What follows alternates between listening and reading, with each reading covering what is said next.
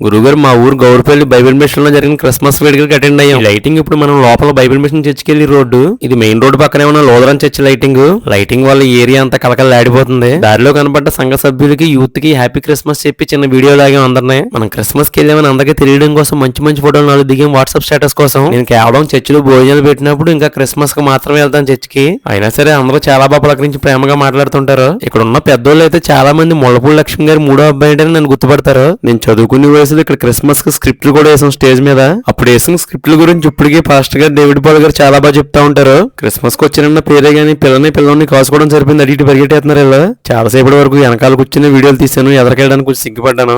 జాయిగా లోపలికి వెళ్ళి church pastor గారు శాలేం రాజు గారిని కలిసాం. పాస్టర్ గారి గురించి మనం చెప్పక్కలేదు. సంఘ పెద్దలు యూత్ తో ఇట్టే కలిసిపోయే మనిషి అయినా నేను ఎక్కువ అబ్జర్వ్ చేసింది ఏంటంటే చాలా యూనిటీగా కలిసిమెలిసి ఉంటారు అందరూ కూడా. చర్చికి ఎవరన్నా కొత్తగా వచ్చినా అందరిని ఇట్టే వెళ్ళిపోతారు. Bible mission joint secretary reverend Sudhakar గారు ఈ సంవత్సరం గెస్ట్ గా వచ్చారైనా వాక్యం అందరికి అర్థమయ్యేలా చాలా బాగా చెప్పారు. సంఘం అంతా యూనిటీగా క్రమశిక్షణగా ఉందంటే పాస్టర్ గారు డేవిడ్ పాల్ గారి పాత్ర కీలకంగా ఉంటుంది అందులో. మా వైఫ్ మా వదులిద్దరూ ముగ్గురు తోటగాళ్ళు మధ్యలో పాట పాడారు. పాస్టర్ ఆహ్వానం గారు లేని లోటుని ఆయన బ్రదర్ అయిన విజ్ఞాపన రావు గారిలో చూసుకుంటున్నారు అందరూ. నిజంగా నాకైతే అలాగే అనిపిస్తుంది. మ్యూజిక్ సిస్టమ్ చాలా సంవత్సరాలు ఈ అన్నయ్య ఎలా వస్తున్నారు. బీజిఎం చాలా బాగా ఇస్తారు.